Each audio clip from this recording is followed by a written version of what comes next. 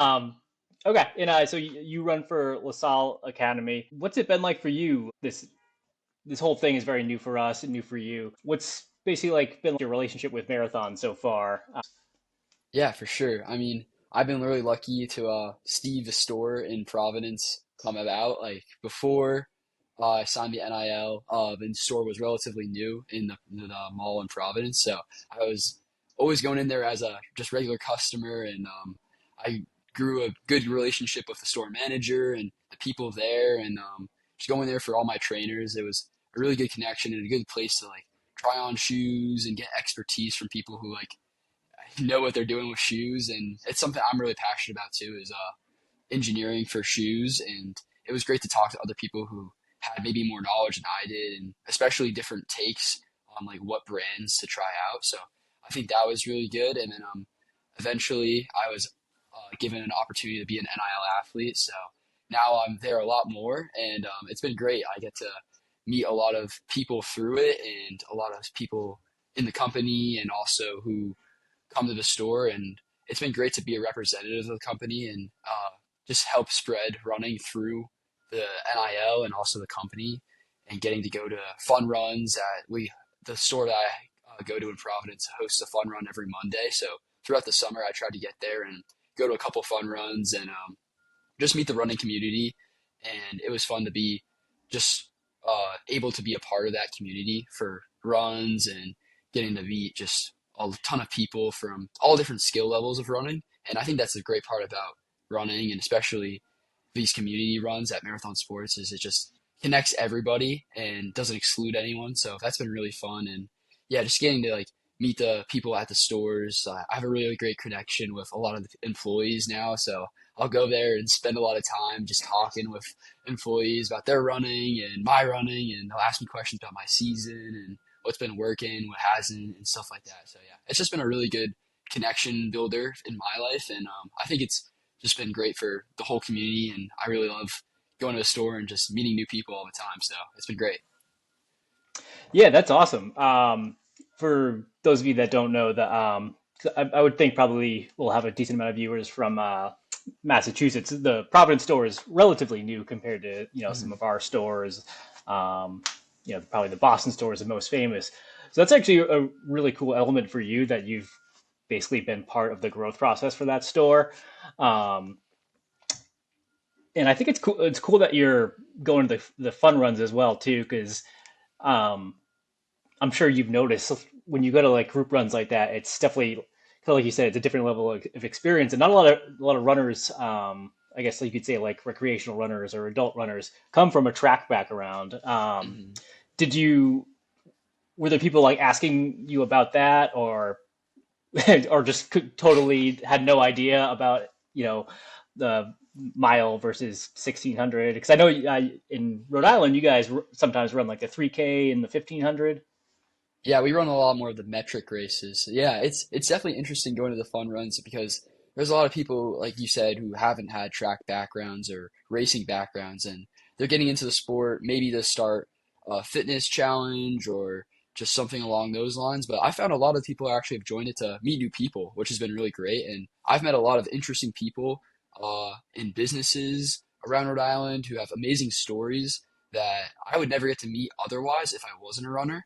And going to these group runs, like there's people that like maybe you pass on your run that you wouldn't say hi to, but now you're all together and you're running together, and you just get to talk to a whole bunch of people who have different insights. And yeah, a lot of people have asked you the questions of like, oh, how fast is your mile, or something like that. And I usually try to be a little humble and honest, or not super honest, and or sometimes I will be, and they'll ask a lot more questions and stuff like that. But yeah, there's also been a lot of people who've asked like, how did you get there? How have you gotten better?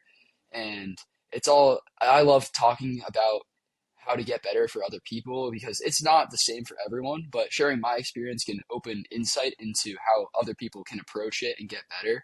So I think a lot of people go to those fun runs just to have a sense of community, a little bit of a social aspect. But there's also a lot of people trying to get better, and the little bits of information they can get is all the better. And just having a community where they can share their information and share their story and hear feedback from other people is really great. So I think the fun runs are a great way to just meet people and get better, and just enjoy the community too. So yeah, the running community is really special, and I think it's growing a lot in Providence. So it's been great to be a part of it, like you said, and getting to see the just the growth. Yeah, that's awesome to hear. Like some of the city stores, they have the kind of like greater Boston city stores, they have run clubs that, they've been around for forever, or it seems like. So it's awesome to hear that the Providence store is doing well. Um, Before we move on to some cross country stuff, just curious, what's your favorite running shoe at the moment? Ooh, favorite running shoe. That's really tough. So I've been a Nike guy true and true. So I've been really loving the Vomero Plus lately. That's been one of my staple shoes just because it's got a whole bunch of extra cushions, full Zoom X, so really soft. And basically, the days after a hard workout or for my long runs, I'll hop in those and it makes the miles feel super easy. So that's been probably Nice. my favorite shoe lately. But the one doing the most of the workload has been the regular Vomero. I've had I think 6 pairs of them at this point throughout last cross country season to this season, and I've really enjoyed the 18. The 18's been a really great model, so definitely recommend that shoe, and I've been using it a lot. Okay, cool. And then just for a little context, before we get into like the season specific stuff, it's November 5th, so it's kind of like, depending on what state you're in, like either like the beginning of the postseason, or like you either just kind of wrapped up your first part of the postseason, I guess you could say. And you were telling me before the call started that you're dealing with a little bit of a calf injury. What does the rest of the fall look like for you? I know you have New England's this weekend. Yeah, so we have the New England Championship this weekend, so that's up in Vermont. So I've heard it's a pretty challenging course from my coaches and doing a little bit of research. So that'll be a fun challenge. Probably times are out the window, but it'll be real cross Yeah, country. It's supposed to rain the morning of, so it'll be muddy. It'll be a grueling race. So uh, survival of the fittest. So it'll be a good one. I think those are the most fun cross country races and definitely the most memorable.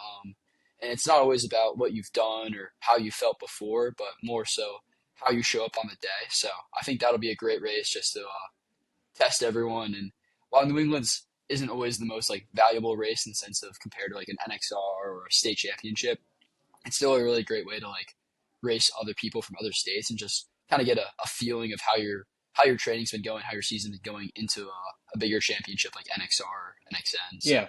yeah, then after after New England's, I'll be going to NXR. So that'll be a great race up in Wappinger Falls, New York. So yeah, that's a really tough course, a grueling Yeah. course, but one I feel like I'm pretty prepared for. I raced it a lot, and I've made a lot of mistakes on that course. So hopefully, if I fix those mistakes this year, it should be pretty fun. And yeah, it's just one of my favorite courses because of how technically challenging they are. I felt like lately I've raced a lot of simple courses in terms of the layout, and Bowdoin's one of those courses where you really, really got to be on your A game and just be a tactical, savvy racer. And I think those are the more fun races in cross country because on a track, obviously you're going in circles. It's not changing. And versus cross country, every time you step on the line, it's a different course. It's a different race. It can go different ways. The weather is affecting you way more. So I think that those type of championships are really fun. So yeah, NXR is one of those races I'm really looking forward to. And then after that, hopefully we'll be at NXN if I get the qualification. So that should be another fun race. That's also always unpredictable with the weather out in Yeah. Oregon. Um, I know you said you made some mistakes before, but you did come in fourth last year and qualify for nationals, so you couldn't have made too many mistakes. Um, Yeah. I guess any tips for? I mean, you said you've learned from it. Any advice for a more challenging course like that?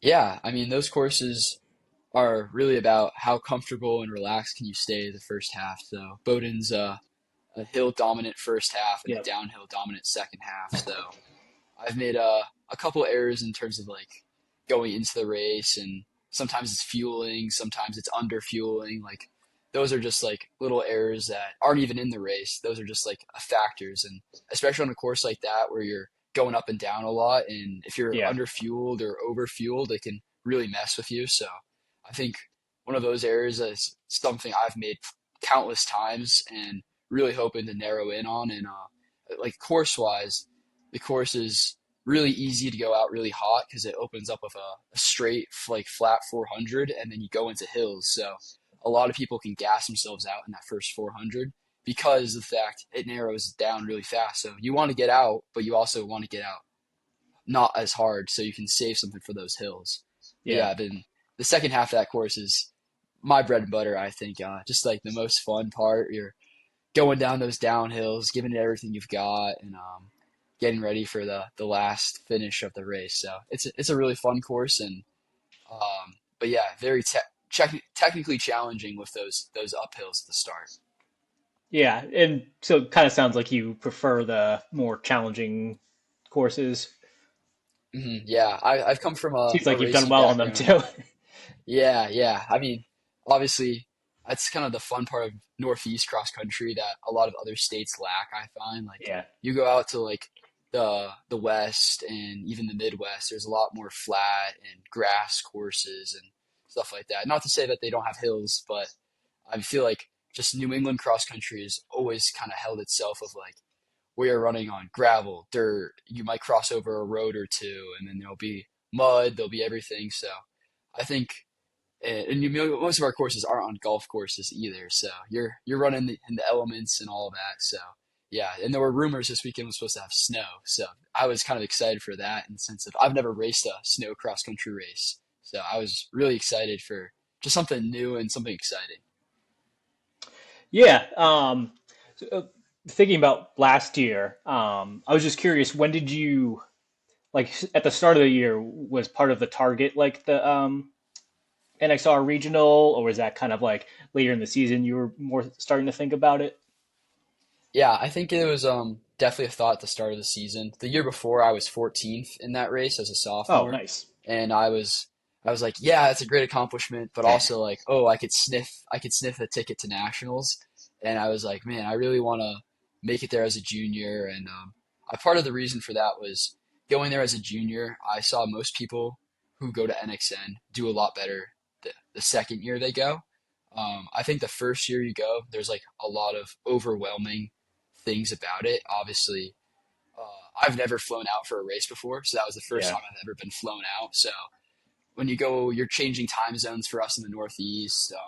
It's just a lot of shock going through the system. Obviously, you're at Nike headquarters. There's a lot of exciting stuff going around, flashing lights, meeting Olympic champions like Cole Hawker. So like, there's just a lot of emotion and all that going on. So I feel like the whole plan going into last year was do as well as you can throughout the season and make it to NXR. And that was kind of the goal. Like NXN was kind of on the afterburner. Like, okay, you made it to NXN, and now you get to enjoy it and live out the experience of it. Like, get to talk to everyone, get to enjoy being at Nike headquarters, and the race will be what it is. But this year, it's more like, okay, now I had that experience. Like, I know what the shock is going to feel like. How can I, like, because I've already experienced it, how can I move on from that and now get to experience the race itself and be just more present for the race rather than the experience? yeah. I feel like I've noticed that too. A lot of times, like you said, guys that come back for the their senior year that qualified previously usually run a little bit better, and I'm sure it's just like you said. Also, and part of the reason I was asking about like when you kind of put that on the calendar is it extends your season quite a bit. Mm-hmm. The NXN is in December, so going into this season, did you kind of like I guess change your training? Like, are you I guess like thinking about like I guess, peaking in December or Yeah. still kind of same as usual?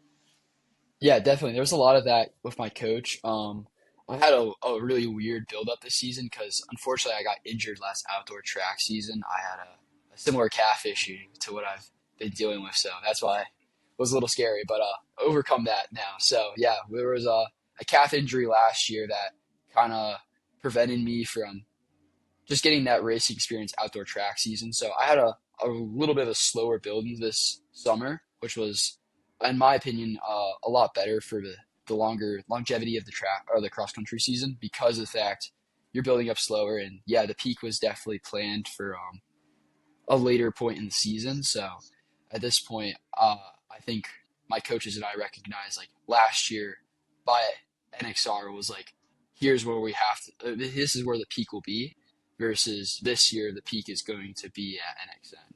So I Yeah. mean, part of that goal is also still making it there. So I Yeah. think Well, that's that's part more of the important. challenge. Yeah, so I think maybe the peak starts off at NXR and then goes to NXN. That was more so of what the plan was, but definitely have the majority of the peak for NXN. And yeah, I mean, last year was more of a test run of, hey, how can we get there? And now we know how to get there, and now we can get to the point of like, okay, now that we've made it there once, we can get there again, and now we can work to achieving the best race at the national championship. Yeah, that's I mean it's interesting because you kind of see a lot of pro runners deal with that all the time where it's like they have to, they're trying to train for the Olympics or the World Championships, but first they have to get there, and go through Mhm. the trials. Um, yeah, and to me it seems like I think cross country is a little bit more difficult, like just with like you just said, you had states already for Rhode Island, and now NXN is until December. Whereas I feel like in like indoor track and outdoor track, there most states it's like you go with your state championships, then you usually have like a regional, and then the national beat isn't too far past that. But with cross country, it does really challenge you about making that season a lot longer. Yeah, Um, definitely. so that's cool to hear. Um, One thing I did want to ask about was so I saw from your Instagram you committed to Stanford, Hmm. correct on that? Yeah. Yeah. Um, what was that process like? I mean, I've been seeing a lot more, I guess, commitments lately, but it's still, I would say, kind of on the earlier side. Um, when did you decide on that? Yeah, I was definitely a very early commit. But yeah, so yeah, I'd say the process really starts now at the end of your sophomore year. I was fortunate enough to run the BSR Elite Mile last year, and I ran 4:10 for the mile as a sophomore, or I guess it was 2 years ago now. I sometimes forget how old I am. But anyway, Happens to me all yeah, the time. yeah. So I was fortunate to run that race, run a really great time that put me into a lot of the eyes of coaches. So I got to start talking to college coaches a little bit earlier than most people, and yeah, because of that, I had an idea that Stanford was going to be one of the top schools for me. So I sent out a couple of emails, and fortunately enough, I've had alumni from my high school go there to Stanford for running. So I had some connections, and I was able to get some talking to the coach pretty early. So yeah, it was really nice to just get an early connection, and eventually had some calls get set up after cross country races my junior year, and I was able to get out on a visit pretty early on and meet the guys on the team and kind of get a great feel for the school itself and what college would be like there. And then I took a couple other visits after that, but I definitely felt like Stanford was one of those schools that just really felt like home immediately and a place where I could thrive both in the classroom and with the team and try to achieve it. And I found that like when I'm working hard academically, I'm also working hard on the track. So having somewhere that's going to push me both in school and on the track is really good. So yeah, and then I was also lucky enough to have a friend who was also going to potentially commit to Stanford. So we would talk a lot about, oh, how are we like thinking about this? And eventually we both were given opportunities to join the team. And I don't even know if we texted each other, but at one point we were like, "Hey, did you commit?" And I was like, "Oh, I think I already did." It was pretty funny. Like we're like, "Yep, okay." We were both given the call the same night and texted each other afterwards, and we both committed. So yeah, it was a really fun experience, and I'd say it's partly stressful just because you're choosing somewhere to go for the next 4 years, and as a high school student, that's sometimes a little overwhelming. But yeah, I'm really happy with the decision and the team culture that I'm going into, and just the coaching at Stanford. So I think a great school, and really excited to be a part of that team that has so much history and Yeah. has coached a lot of great runners like Kai Robinson, Charles Hicks, who just ran the New York Yeah. City Marathon, and Grant Fisher, obviously. So yeah, it's going to be a great opportunity out there, and yeah, I'm just really excited to be a part of that team, and hopefully hoping to get a lot better and keep pushing the Stanford level of excellence. Yeah. Just out of curiosity, your friend that committed there, was that another Rhode Island runner or someone from another state? It was Alex Fisher from Connecticut. Yeah, Okay. yeah. So Yeah, we because we were in talks for a while about it, and cool. we did a couple visits together. Yeah, the reason I was asking because it seems like there's so many sort of like national level meets where you kind of get to interact with kids from other states, and I feel like I've seen that where you have kids racing on the line that already know they're going to be teammates the following year at whatever Yeah. school. Um, what do you think in terms of like new? I feel like we were talking about like New England courses sometimes not being the fastest courses. But I also feel like New England doesn't always get the credit it deserves nationally. Especially you come from Rhode Island, the smallest state. How important to you is it to to rep Rhode Island nationally, whether it's this year or even next year in the NCAA? Yeah, I think it's super important to me. I also feel like New England cross country running in particular gets a little bit underappreciated and neglected at the national stage, just because like obviously our times aren't going to be as fast because our courses are way Yeah, more technically challenging. So yeah, it's been really great to represent a small state, and especially representing it with people like Sean Gray from Portsmouth High School. We both went to nationals last year as juniors, and we figured it out. We were the only two people from the same state as individuals. I think like Rhode Island sent the two juniors. We were the only state to send two juniors. So we were like, wow, the smallest state has the brightest future. So we were really happy about that. And I feel like Rhode Island distance running's come a long way, and just in the past couple of years. I mean, this past year I finished fourth at state, which just goes to show the level of like excellence that's coming through. Like it might have not been my best race, but it definitely shows that there's people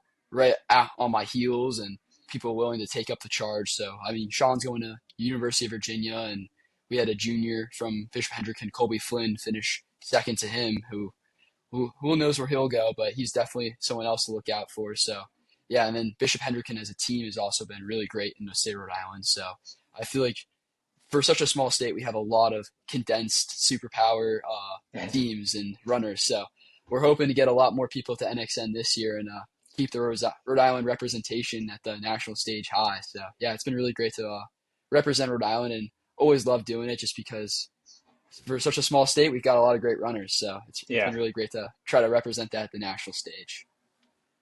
yeah. I've always noticed that, like in terms of New England, Rhode Island's always there, which is it is funny considering it's the smallest state compared to you know uh, Massachusetts has been very good the last few years, but in um, Connecticut as well. But it's crazy to me that how many great runners you guys produce. Um, Trying to think what else we didn't get to cover. Um, I was looking at I know you mentioned you were hurt last year in the spring. Um, Mhm. Indoors looked like you ran 1K. I think you ran 2:29. Is that correct? Yeah, So you got pretty good speed. I'm curious. Do you consider yourself like a miler or like a longer distance guy, or mm. or just like a jack of all trades? Yeah. It's a super complicated question. I've Yeah, never really liked putting myself into a box. I think that's one thing that my coaches have really tried to instill in me is like never say what you are because you can do whatever you put your mind to a degree. So yeah, I've always enjoyed the mile, and I feel like my leg speed's been there. So yeah, I mean the 1K is a super fun race that we get run in Rhode Island. Funny enough, a lot. So I remember running that race. Actually, I ran it on a flat 200 track, and I came through the 8 and 156, and then died out. I ran a uh, 33 last lap. So yeah, it was a brutal race, but yeah, it was that was actually my last race before I got pneumonia indoors. So that was a fun part of that season too. But yeah, I'd say the mile is probably one of my favorite events just because of how well known it is. You can go up to anyone who doesn't even run track and tell them, "Hey, this is what I run in the mile." Like, and it's just a fun event too to watch. Like watching at the Olympics, watching inspirational people, runners like Cole Hawker and Jakob Ingebrigtsen push what's possible in the mile has been really fun lately. So I feel like that's probably one of my favorites. But the one I feel like I'm the best at is sneakily the 3,000 or the 32 indoors. Nice. I haven't really been able to run it too much, just because it's a brutal event, especially on a indoor 200. And in Rhode Island, we only have flat tracks, so running it on a flat 200 can really mess the body up some days for me. But yeah, it's one of the ones I feel like the most confident in, and just like the most fun race for me, just because you're moving at a decent tempo for a extended period of time, and there's a lot of tactics to it, but it's also like, hey, how hard can you go for this amount of time? So yeah, I think like that's probably one of my favorite races, and I've had some of my best races in the 3K. Nice. Yeah, I think runners from Massachusetts don't realize how spoiled we are until you leave the state. Because I know there's a few other states that I believe I spent some time in New Jersey, and I don't think they have a bank track. I know they go to New York for the Mm, Ocean Breeze facility, and then the why am I drawing a blank Emory, on? Yeah, I got you, um, I got you. yeah, but yeah, no, that makes a huge difference. I mean, like a lot of kids in Mass, they get to run almost all their meets at least at the Reggie Lewis Center, and then you got BU. Have you ever had a chance to run it at BU? Yeah, I ran there once as a sophomore, which was super fun, and I go there all the time to watch the college meets and the pro field. So yeah, it's super fun to go up there and watch some. So hoping to get into some more races there this indoor season, just to go challenge some times and Yeah, hopefully get to do a 3K on a bank track, which will be fun. yeah, you can definitely shave some time off your. I think there is a conversion that they do. Like if I know in the NCAA, like if you run a time on a flat track, I think they like take 2 seconds off or something Yeah, like there's that. definitely a few conversions. I think like there's one on mile split or something like that you can use. Nice. Um, I have one more question. I don't want to, steal too much of your night. I know it is a school No night. worries. um, yeah, you're talking about some like pro runners. I'm just curious. Are you someone that is like really into like following what other runners do? Like, are you on Strava looking at other people's training, or do you kind of, keep the blinders on and just focus on what you're doing?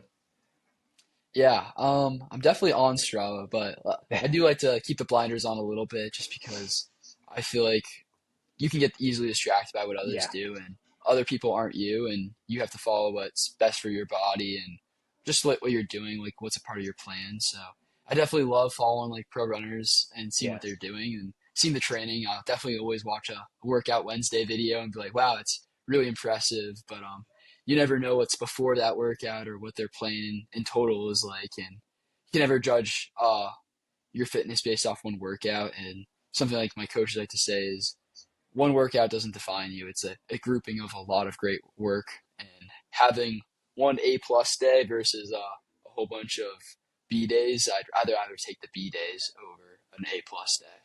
Yeah. That's very wise. Probably a lot of older runners should think like that. Um, well, you had a big sophomore year. I'm just curious. Did you start running as a freshman, or were you part of like a middle school program before that? Yeah, so I technically got my start in cross country in middle school, but I wasn't really too serious about it. I actually played Yeah. lacrosse a lot in middle school, so I just do cross country and run a little bit throughout the season. Most of the time, skip my runs because I wasn't super into it. But I was really fortunate enough to go to LaSalle. They've been a really powerful high school team in the state and also on the national stage. I think we placed sixth at NXN in 2019, so I've had a lot of great coaching and a lot of great alumni to ask questions about. So I'd really say I started taking the sport seriously my freshman year. So yeah, it's been kind of a huge change for like what my thoughts and expectations were for running.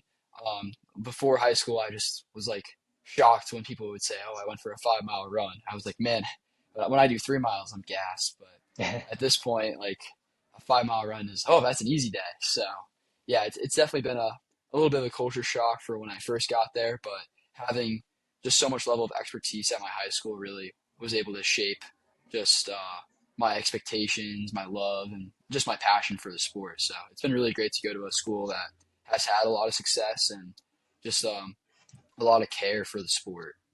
Nice.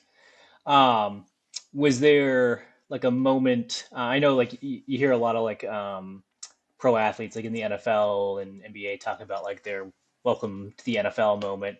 Was Mm. there a time as like a freshman or sophomore where you know, saw someone run like a crazy time and it just completely changed your perspective on like, what fast was or what like what was possible as a runner? Yeah, definitely. So my freshman year was Devin Kipiego's senior year. He was a runner in Rhode Island, and just seeing how close he was getting to like crazy national level times. And Yeah. obviously, I think he ran four flat as a junior in high school. So like you hear all that, and then you get to go race him in a dual meet once in a while, and like he's like wiping the floor with you, and you're just like, oh my goodness, like this guy's not even trying.